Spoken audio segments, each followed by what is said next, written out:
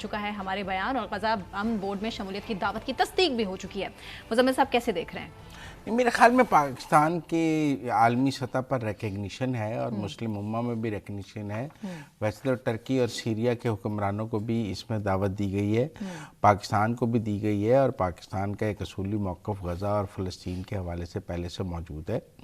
اور میرے خیال میں یہ آفر جو ہے یہ پرائم منسٹر شہباز شریف کی انٹرنیشنل ڈپلومیسی کی کامیابی کی وجہ ہے, اور میں سمجھتا ہوں کہ پاکستان کو بہت سنجیدگی سے اس آفر کو کنسیڈر کرنا چاہیے, اور مسلم امہ کے اپنے باقی جو برادر ملک ہیں ان کے ساتھ مل کر فیصلہ کرنا چاہیے. کچھ آئسولیشن میں فیصلہ نہیں کرنا چاہیے. پاکستان نے یہ فیصلہ سعودی عرب, ٹرکی, سب دوسرے ملکوں کے ساتھ مل کر کرنا ہے.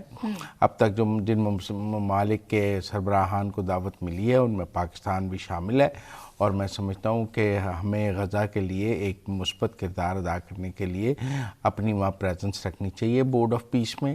اگر ہم لوگ وہاں نہیں ہوں گے تو پھر ہم کوئی کردار بھی ادا نہیں کر سکیں گے. میرے خیال میں تو میں تو سمجھتا ہوں اس کو بڑی پازیٹیو, اس کو سمجھتا ہوں کہ یہ پازیٹیو سٹیپ ہے, اور ڈونلڈ ٹرمپ آج کل امریکہ اور پاکستان کے تعلقات بہت اچھے جا رہے ہیں, اور اس میں جو پریزیڈنٹ ٹرمپ نے لاسٹ UN سیشن کے موقع پر جو 7 حکمرانوں کے ساتھ ملاقات کی تھی ان میں شہباز شریف بھی موجود تھے, اور پھر پاکستان مسلسل مسلم امہ کے ساتھ مل کر غزہ کے حوالے سے آگے بڑھ رہا ہے.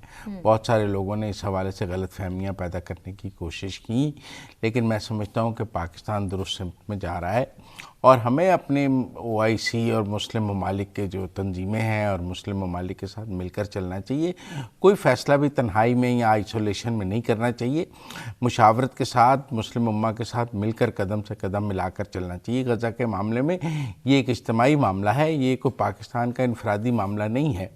جیسے کشمیر تو ہمارا معاملہ ہے نا, ویسے تو ہم کہتے ہیں وہ بھی مسلم امہ کا معاملہ ہے, لیکن غزہ تو پوری مسلم امہ اس کو اون کرتی ہے, اور وہاں پہ بورڈ آف پیس بن رہا ہے. فلسطین اتھارٹی کے لوگوں کے نام سامنے آ گئے ہیں, ان میں فلسطین کے لوگوں کے جو بڑے نام ہیں وہ فلسطین اتھارٹی, ٹیکنیکلی جو غزہ کا نظام ہے وہ اس اتھارٹی نے چلانا ہے, جو اتھارٹی فلسطینیوں پر مشتمل بنائی جا رہی ہے. کوئی وزیر وہ نام بھی سامنے آ چکے ہیں, اور کافی حد تک حماس اس کو اقتدار منتقل کرنے کے لیے بھی تیار ہے.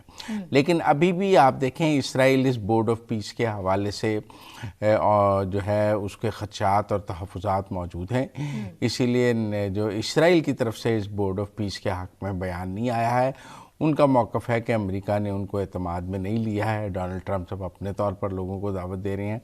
اس میں ٹونی بلیئر کی شمولیت پر بہت سارے لوگوں کو اعتراض ہے, تحفظات ہیں, لیکن میں سمجھتا ہوں کہ اگر اکثریتی مسلم ممالک اس میں شامل ہو جائیں تو پھر اکیلے ٹونی بلیئر تو کچھ نہیں کر سکیں گے, پھر مارکو روبیو بھی ہیں اور لوگ بھی اس میں موجود ہیں.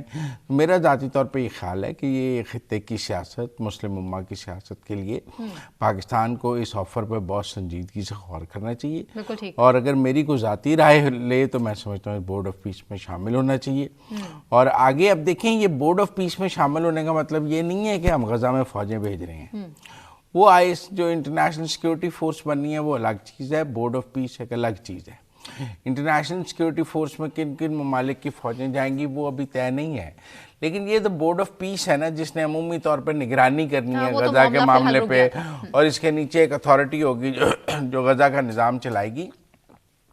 میرے خیال میں بورڈ آف پیس میں شامل ہونے میں کوئی اعتراض نہیں ہونا چاہیے, اور پاکستان کو وہاں بیٹھنا چاہیے, اور ہمیں وہاں فلسطینیوں کی بات کرنی چاہیے, غزہ کے حق میں آواز اٹھانی چاہیے. مزمل صاحب, ملک کی سیاسی صورتحال, اب پاکستان کی سیاست جو کہ گزشتہ کچھ دنوں سے ہم مسلسل مذاکرات کی گونج بھی سن رہے تھے, اور ایسے میں چودھری پرویز الہی صاحب محمود خانہ چکزئی کی بطور اپوزیشن لیڈر تقرری نیک شگون انہوں نے قرار دے دیا ہے.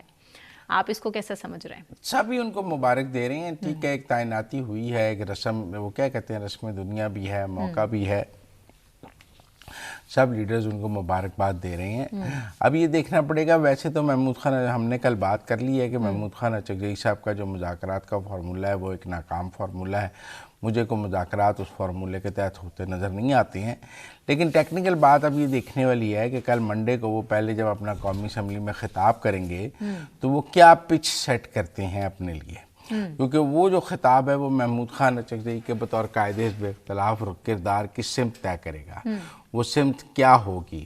مطلب اگر وہ اپنی تقریر میں اداروں کو تنقید کا نشانہ بناتے ہیں تو یقیناً ان کی اور حکومت کی ایک کنفرنٹیشن ہم دیکھیں گے کہ ان کو تقریر کرنے دی جاتی ہے نہیں. لیکن اگر وہ کوئی جمہوری تقریر کرتے ہیں, کوئی آئین کی بالادستی کی بات کرتے ہیں, سیاسی تقریر کرتے ہیں, تو میرے خیال میں اس سے چیزیں مثبت طرف بھی جا سکتی ہیں. آئین کی تو بات وہ مسلسل کرتے نظر آتے ہیں. انہوں نے کہا کہ آئین ایک وعدہ ہے, اسے توڑا گیا تو رشتے خراب ہوں گے. تو آئین نہیں توڑا گیا, آئین بحال ہے, آئین موجود ہے, آئین اپنی جگہ, آئین کے تحت حکومت, اسی آئین کے تحت وہ قائد حزب اختلاف بنے ہیں. اگر آئین موجود ہے تو وہ قائد حزب اختلاف بنے ہیں نا. اگر وہ آئین ہی نہ ہوتا تو وہ قائد حزب اختلاف. لیکن آئین میں ترامیم کو سپورٹ نہیں کرتے. وہ تو خیر ان کا سیاسی موقف ہے نا جی. اگر وہ قائد حزب اختلاف بنی ہے تو انہوں نے سب کچھ منظور کر کے ہی بنی ہے نا. ورنہ وہ کہتے ہیں میں نہیں مانتا اس دستور کو, اس صبح نور کو. لیکن ٹیکنیکل بات ہے کہ وہ اس کو مانتے ہیں, وہ اس پارلیمنٹ کو مانتے ہیں, اس میں بیٹھنے کے لیے تیار ہیں, اور اس کے ساتھ ساتھ وہ اس کا قائد حزب اختلاف بننا اپنے لیے اعزاز کی بات سمجھتے ہیں, جس کا مطلب ہے وہ اس پارلیمنٹ کو ایک اعزاز دیتے ہیں. میں تو اس کے بالکل اس کو پازیٹیو سمجھتا ہوں. اب یہ ان کی کل کی تقریر جو ہے وہ ایک پچ سیٹ کرے گی کہ محمود خان اچکزئی بطور لیڈر آف دی اپوزیشن کس طرف حالات کو لے کر جانا چاہتے ہیں. وہ کیا برج بنیں گے یا وہ حالات کو مزید خراب کریں گے. بالکل ٹھیک ہے. مزمل صاحب, ابھی